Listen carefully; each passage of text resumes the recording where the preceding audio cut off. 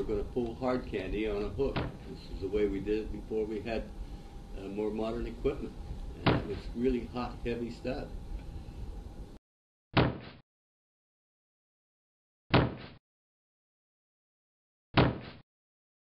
What we're doing there is we're making peanut butter chips. That's the peanut butter going inside that pulled taffy. Now we're honeycombing it. Pulling it back and forth so that the peanut butter gets honeycombed throughout the candy. Now that's in front of a gas-fired furnace and it's still mighty hot. Now that's Mr. Rathmel, Bert Rathmel, and he was the one that taught me the candy business. He had been a candy maker all his life. Now we're putting a skin or a cover over that pulled portion of that peanut butter chip. Okay, that holds all the peanut butter inside. Now we're going to feed it into this cutter. Now we're cutting that, and there it comes out through a cooling tunnel, and that's the chips, the peanut butter chips. Now we're putting those peanut butter chips on an enrober, which will put chocolate on the bottom as well as the top of those chips. As they come out of the cooling tunnel, the girls are packing them in boxes. Now here we have hard candy, and that's striped. Now we're cutting it with a cutter. We're looking at about 150 pounds of hard candy there. Now that's Henry Winters there, that was another candy man that I learned from. And the hard candy is hot, of course, and being fed through that cutter.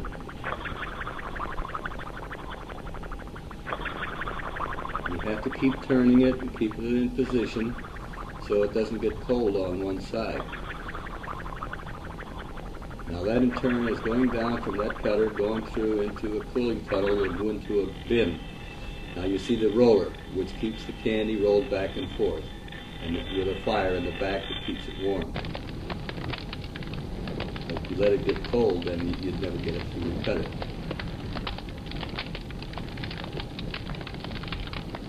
Now we're coming out from the cutter into the cooling bin at the end of the 30-foot tunnel that's refrigerated.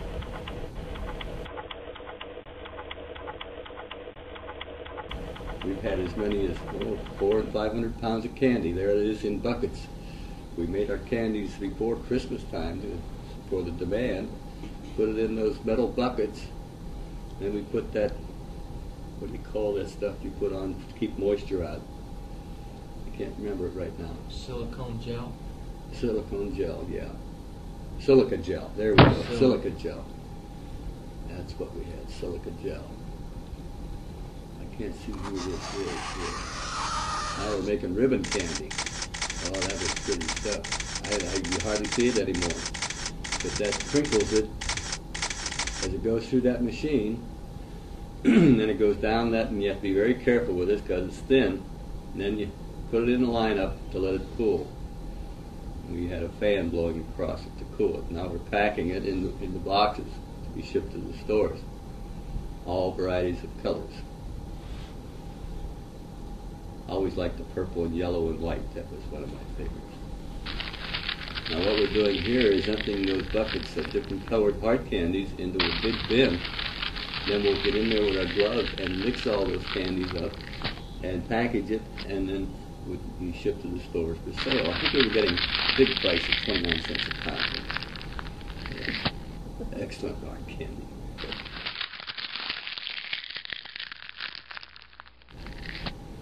Now we're mixing the candy, being careful not to take the sheen off it, because we were very aware of trying to keep a high sheen on hard candy. And, that's an art in itself. Now, what they're doing here is was the first way we started unboxing our chocolates. Each one of those boxes in that line where the girls are, Martha Mandela. Did you notice her, Martha? Mm-hmm. Yes. And each box... that was Mrs. Winters in front of her. Yeah, Mrs. Winters, that's... Yeah. Now there's Henry and Bert Rathmel, my two teachers of the candy, but they were both... both... real craftsmen, and they They had their professional differences, but they were good. Oh, well, I remember that.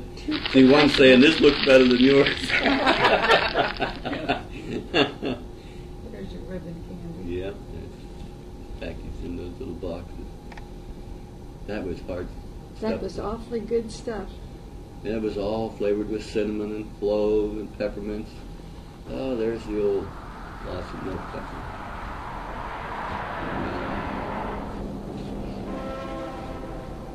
Yeah,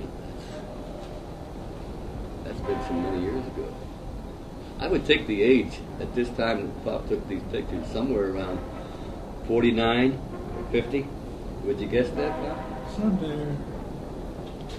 It's old Posey Light Store. Yeah. I'd take a stab at 1950, 51 maybe. Somewhere in that era.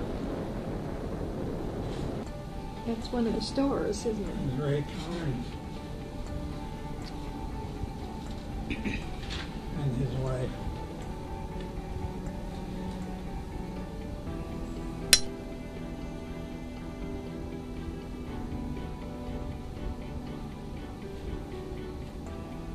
Old wood coolers, glass bottles. It's, Tom That's Tom Edwards. Tom Edwards, right. and his wife. Marie. Was that her name, Marie? Marie. Mm-hmm.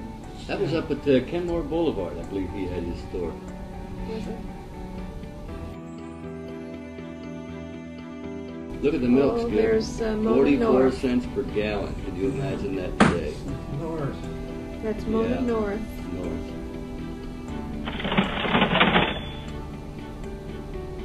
Oh, Lester. There's Lester.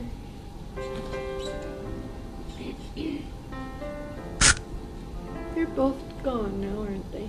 Yeah.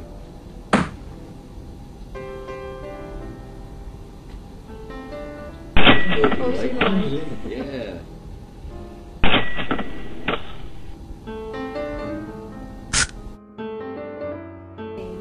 Richard.